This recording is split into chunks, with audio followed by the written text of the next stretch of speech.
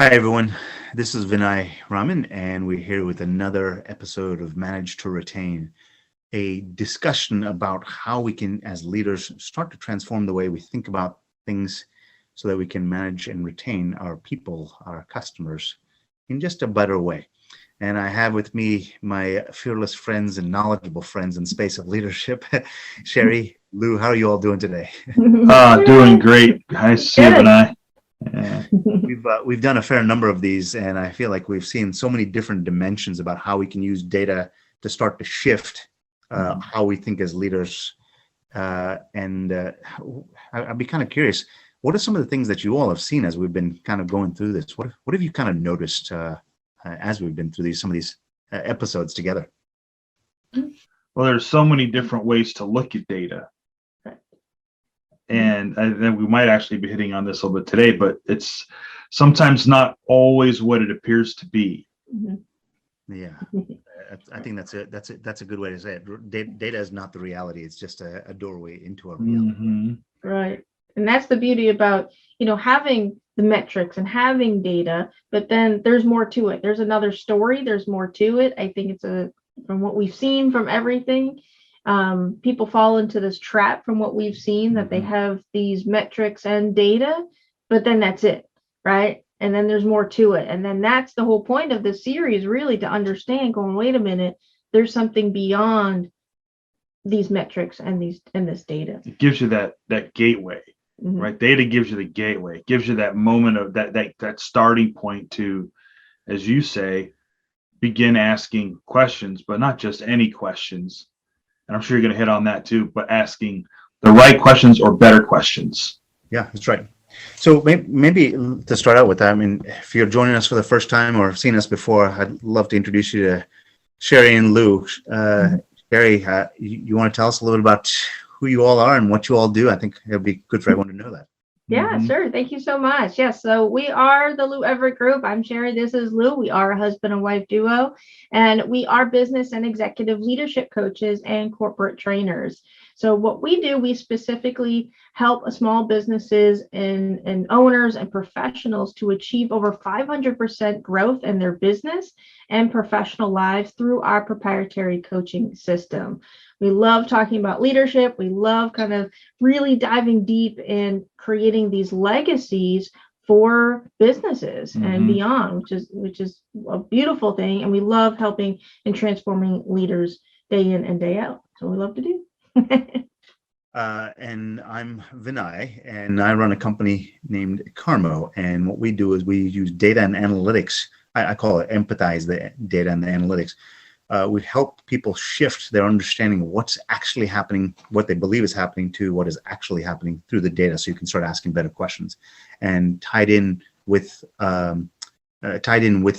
Sherri and Lou, we have the opportunity to start asking better questions, so we can shift out of what our perception is a reality to making our perception actually reality. Because there's a difference between the two. Let's kind of start first here, because we kind of touched on this little thing of sort of asking the right questions. From your point of view, I mean, you talk to leaders all the time. It's easy to get stuck in this rut of just saying, I know what's happening, but the world changes. COVID happened, markets change, customers change, people in your company change, right? Things happen to people in your company, right? Life events, family events. So constantly being vigilant of, are you asking the right question, is supremely important. Is that a fair statement in your understanding? Sure it is, because the right question is whatever question you ask is going to present the result, which is an answer. Well, that answer is what's going to determine our next move as a leader. It's going to determine what direction we go. And it's just like if you're needing directions. Well, I know that us men don't necessarily like asking for directions, but the reality of it is, and with GPS we try to figure it out. But there was a time in a day when, if we were to get misplaced, we could pull over to a gas station and ask somebody directions. But if we pulled in and said, "Is this Alberta?" and they say, "No, it's not Alberta." Okay, thank you, and we get off. We haven't asked the right question because we're still lost. Now we know we're not, but that doesn't tell us how to get to where we want to be. So just because you ask a question doesn't mean it's the right question or a better question. So it's absolutely imperative that we ask the right ones. So I love the map analogy here, right? If I'm driving down to Disney World with my kids and I don't know that I'm going to Disney World with my kids, it's really difficult to ask a person at the roadside stop, hey, so I'm trying to figure out how to get to 95 so I can head south to get down to Florida with my kids. If I just say, hey, how do I get to the next exit? They're going to say, oh, just go down here and take a left. And I might be going west as opposed to going south. That's right. That's right. So if you're not asking the right question in the context of where you're going, I mean, as a leader, I think we know intrinsically we know where we're going, but helping others also align with where they're going, with where we're all collectively going, getting that alignment, I mean, it makes all the difference in the world, right? Sure does. Yeah, it's navigating the right navigation, right? And as leaders, we want to navigate, but sometimes we're too quick to the punch. So what I wanted to do today is I wanted to kind of give you some examples of live data from employees, and I've got 5 employees. I've abstracted the names out. They just got employee numbers next to them. And I'd like to show some of these graphs, these empathy graphs, as I call them, to show you what's actually happening with the people. I'm going to give a quick orientation. But I want to show that there's lots of different questions that can come out of looking at the same exact employee. It's not always conclusive. So the data doesn't actually give you the answer. It just says, here's a doorway that you can step through, the gateway that you said. The gateway to asking the right question. Is that a good place for us to go? Exactly. It's like a corn maze, right? If they don't tell you which way is the starting point, you're not going to know which direction to go. Yeah, I think that's a great analogy as well. I'm going to switch screens here and let's start sharing. So let's make this full screen, and hopefully everyone can kind of see where we are. Good. So I've got, let me orient you real quick. So we've got this drop down here in our system. This is our Guru Performance Intelligence System. And what it does is it takes data from an existing organization and it lays it out. What we've done here is we've taken employee 1, 2, 3, 4, and 5 employees altogether. Over a date range, we have brought in a number of KPIs that are metrics for those employees. So we've taken a subset of those metrics and brought them all together. So what we talk about this in the terms of effectiveness. I don't actually know from the outside what is good and bad. You as the leader of the company know what's good and bad.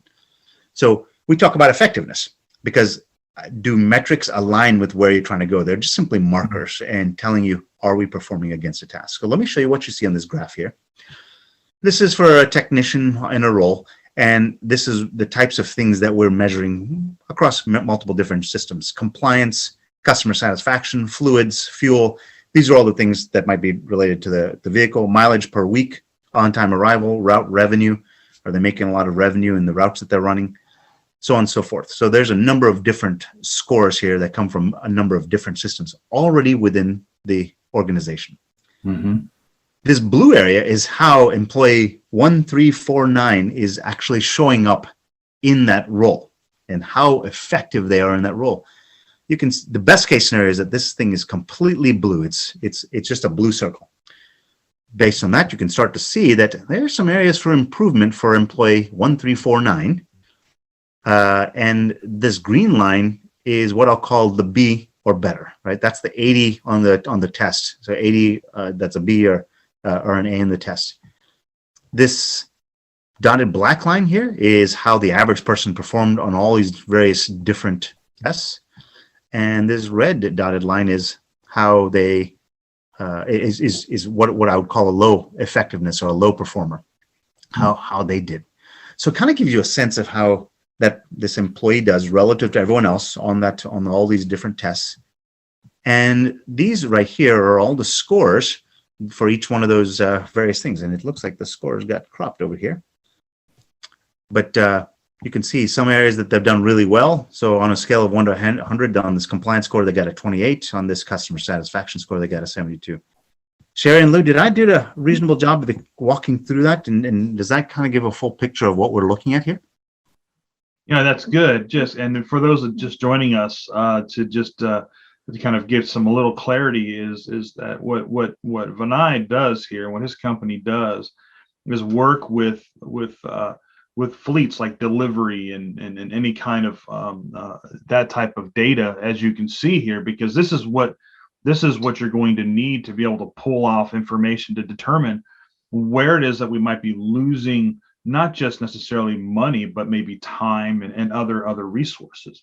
And but yeah, I think that and this is a very good employee to look at because of the overall score being low, but also because some of the areas here being actually high, and giving us some variance of what we can begin to look at to determine where to begin and where to start, what questions to begin asking.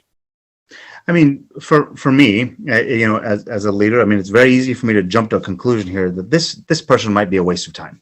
Right? Mm-hmm. There's so many areas that they just need work on. I as a leader probably am sensing or having a sense of frustration because this person is just not, as far as I'm concerned, maybe not able to step up to the plate and do what they need. But there might be an underlying story here, which is that might be my fault that is creating the problem. Is that a fair way to look at it? And you all do a lot of teachings for leadership. Is that the way you all approach this?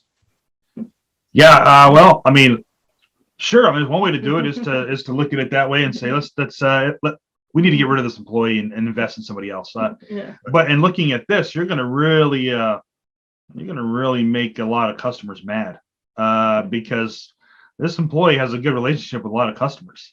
Yeah. Based on this data. So I would tread on that approach very lightly in this case, because we may lose some customers and by letting this employee go. And this is a prime example of where leaders and managers, when they look at this data, exactly what you're thinking of, like, well, that's it, that's done. This is the objective material, and this person is not, the best of what they could be, and I'm losing money out the door.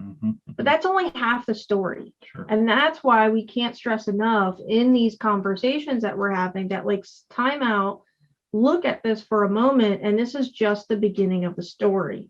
And there's ways that we can help and get all these other areas better than they were, or a little bit more even.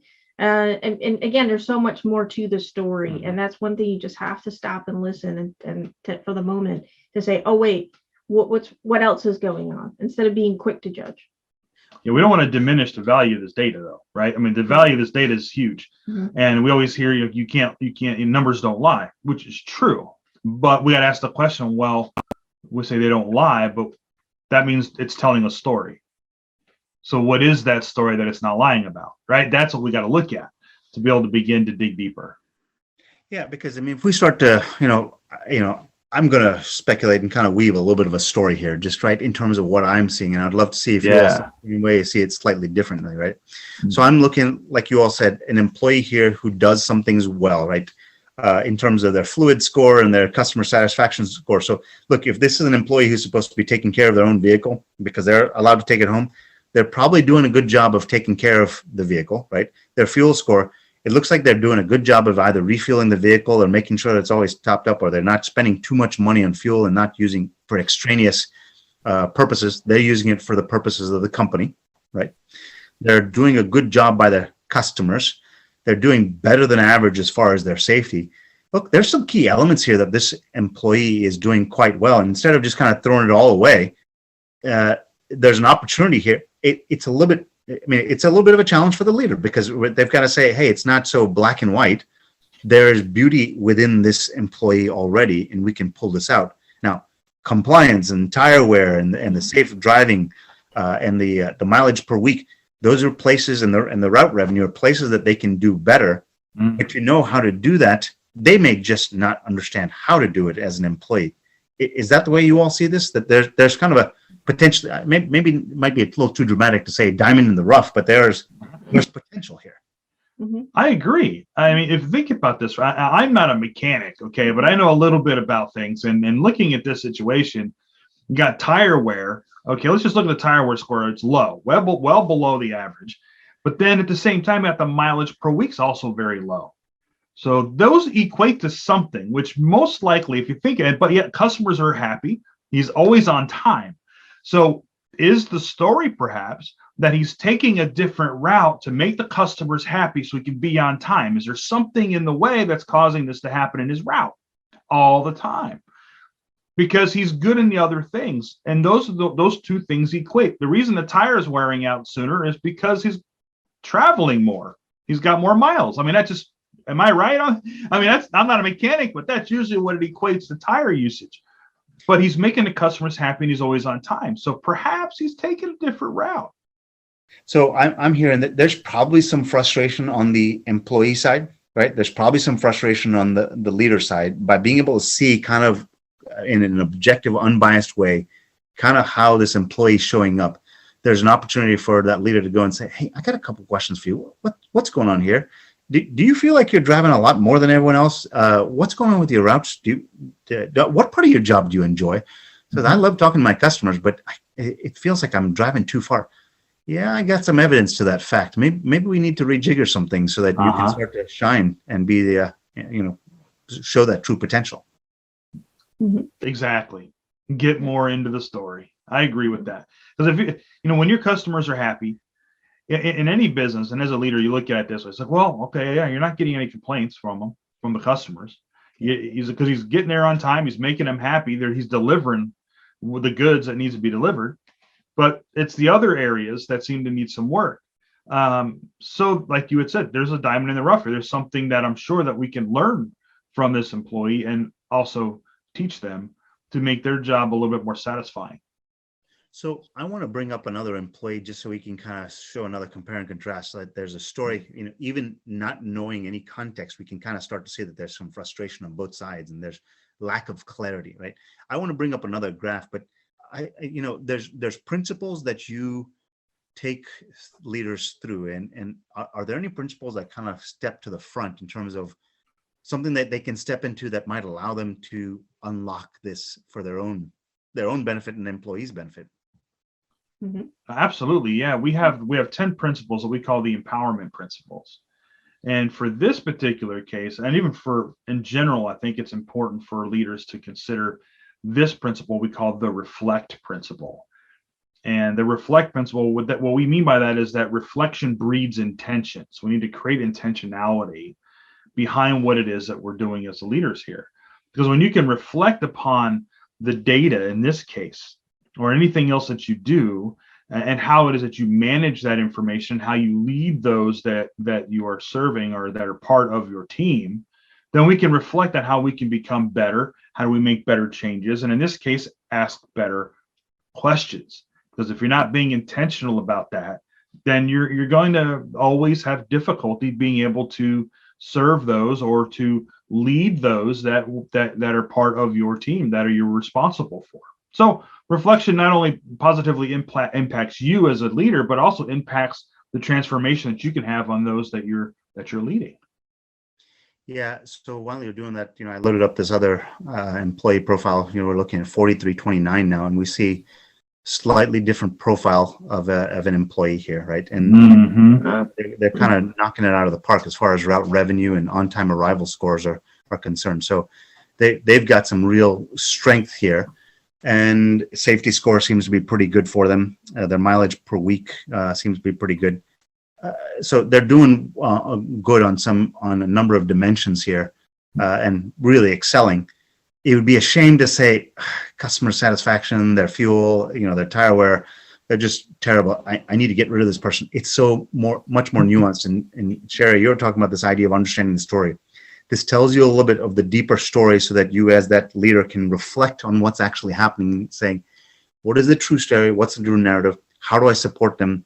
Because this person may just need a little bit more attention and support in the right areas to become the superhero employee. Is that a fair way to say it? Yeah. Absolutely. Yeah. Absolutely. It's I think just boils down to, don't quick to judge, right? We have a tendency to be in whatever position it may be and just see this type of metrics and data and quickly assume the story, when in actuality, it has nothing to do with it. You'll be surprised anyway. So I think the biggest message and takeaway of any listener listening to this is don't be quick to judge. just by looking at this alone. You got to get the rest of the story. There's always two sides to a story, right? Mhm. Well, this is it. So If you were to take it's funny because I'm just doing this by memory from the last employee. But if my memory, the last few minutes, my memory serves me correctly, what all but maybe the safe drive score for this employee, what this employee is really good at, the other employee that we just looked at is not good at, and vice versa, minus the drive score. Yep. Which, as a leader, that should tell me, this employee and that employee can learn some things from each other. What can we do to perhaps exchange stories to help solve some of the gaps here? Yeah, I mean, there's a topic on the tip of every leader or leadership team's tongue, and that is DEI, diversity, equity, and inclusion. Yeah. I mean, I think what you're basically saying here, bringing kind of to reading between the lines there, is you've got different people in your organization who've got strengths, and they have the ability to bring that best of breed behaviors to the table here. And by seeing these graphs, you can start to find out who are my centers of excellence and how do I bring them to the front of the room to talk about what they do really well, so that last employee can come and show this employee how to do well in customer satisfaction, on the fuel and the fluids. What are the practices that they practice? What are the behaviors that they practice that allows them to excel in those conditions and also learn from this person? So they all start learning from each other. It almost makes it easier for you as the leader because they just learn from each other. right. You said it. Don't have Yeah. to say much more. Mhm. It's that little if you ever get a knife set, brand new knife set, or you get a knife set for your house, for your kitchen, a lot of them will come with the sharpening rod or sharpening stone, right? That comes with it. Now that thing just will sit there, and you don't use it. It's kind of inconspicuous. But what that tool does is sharpen the knives when they become dull. And without that, then when the knives dull, you have to throw them out and replace them. In this case, and with employees, you understand that they each play that role. They each play the sharpener, and they each play the sharpening, the sharp knife at times, and then they have to reverse those roles to resharpen one another. Right? There is a quote, I guess I'll say, or a theme in a very sacred book that says one face can sharpen the face of another. And in this case, and in every case when it comes to teams, we need to look at it that way as a leader. Why wouldn't we? Where iron sharpens iron. Iron sharpens iron. There you go. Mm-hmm. Sometimes what we think is kind of a paperweight, that paperweight may actually be able to be used. So employees can't be thrown out necessarily. That's not the purpose of data. The purpose of data is how can we use this data to help this data? Yeah. How can we help? And then of course that equates to people. Yeah, and I think the nuance to bring out here is if people hadn't seen this before, that black line kind of tells you what's sort of happening as an organization. Mm-hmm. That's your average. So in this particular role, this is how your people are behaving. You can kind of start to see that most people in this area of route revenue score, on-time arrival score, mileage per week are struggling a little bit. And this person far exceeds those capabilities. They are, to some degree, your subject matter expert in this organization for that stuff, right? So bringing them to the front of the room to say, hey, can you tell everyone what you do? Can you explain it for them? It's the right person to bring forward. And the other person that, like you said, Lou, from memory, they were doing really well on some of these things over here. They're the right person to bring to the room because the average person could learn from them. Yep. And the data here will allow you to do that, allow you to find out who those subject matter experts are. I almost think to myself, the best thing for me as a leader is say, hey, Jack, or employee 4329, can you get up at the next team meeting and talk about this? And I just sit in the back of the room with my fingers behind my head. I get to just sit back and lean back in the chair. That's right. As the iron sharpens the iron. So that's exactly right. And make sure the imperative piece here that you're mentioning is going to work so well. But only if we have already had the story of the employees. We've met with this employee and said, okay, you're doing fantastic in these areas. Now, these areas here where We need to sharpen up a little bit here, as you can easily see, and find out what the story is behind why. But then once they know where they're strong in, say, well, you're strong here.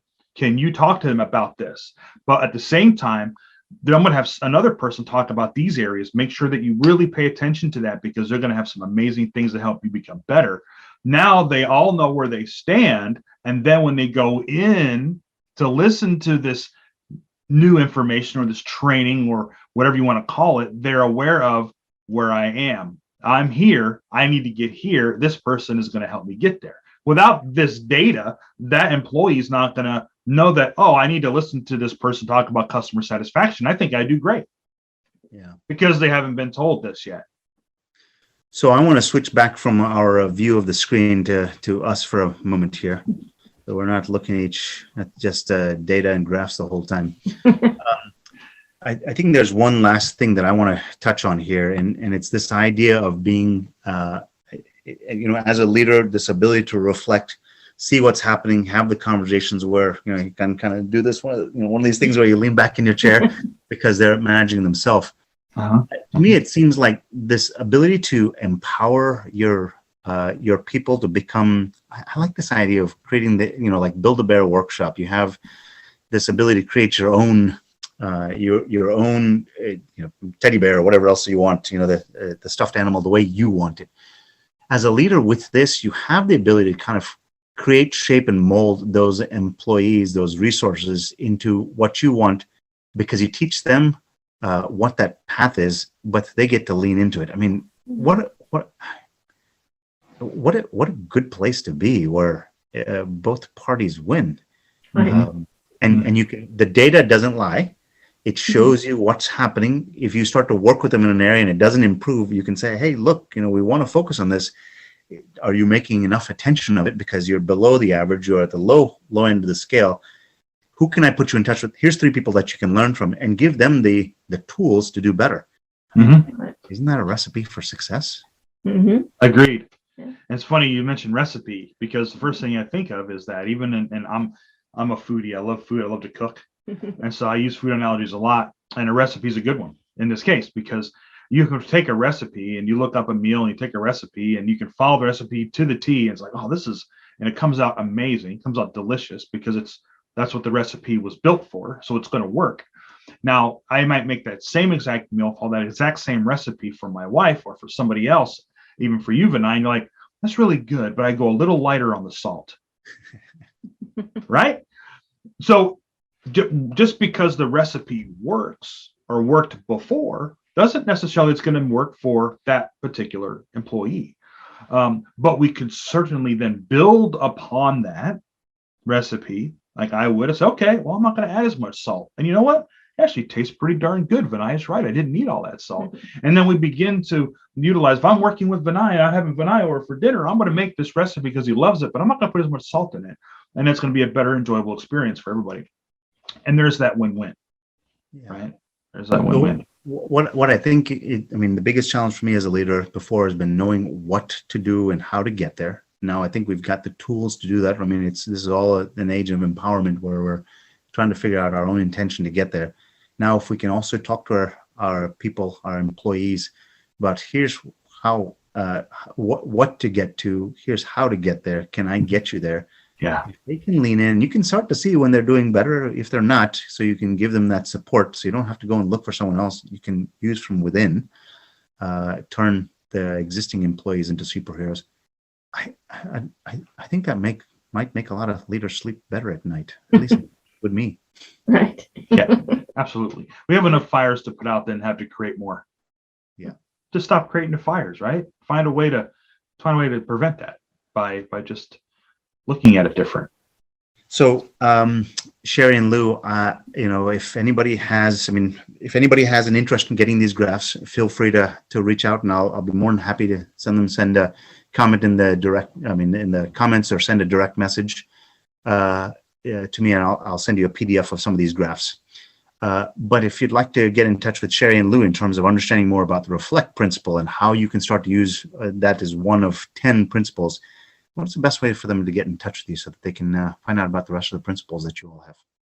Yeah, thank you. They can definitely reach out to us. We're on LinkedIn, we're on Facebook as well as Instagram, and definitely reach out on our website, Lou-Everett There's even a link to reach out by phone or even on our calendar. We would love to talk with you, just have a conversation, see where you're at. Yep. Feel free.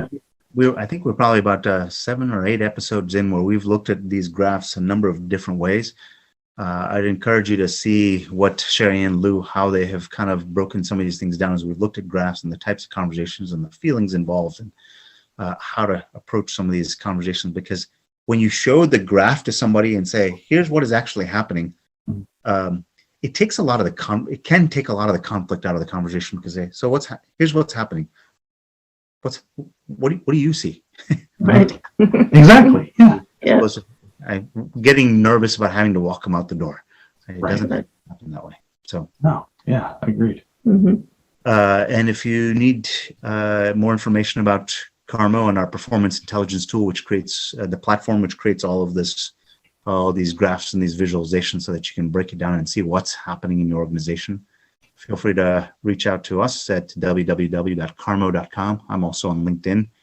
And you'll see this posted on LinkedIn likely next week. And if you look at either Sherri and Lou and follow them or follow me, you'll see these posts coming out in the future as well. Anybody who's listening in, hopefully this is a good use of time and gave you some tips and tricks on how you can approach your leadership and kind of go up to the next level. But so thank you for listening. Sherri and Lou, thank you so much for your time. You bet. Thanks, Vinay. Thanks again. Appreciate it.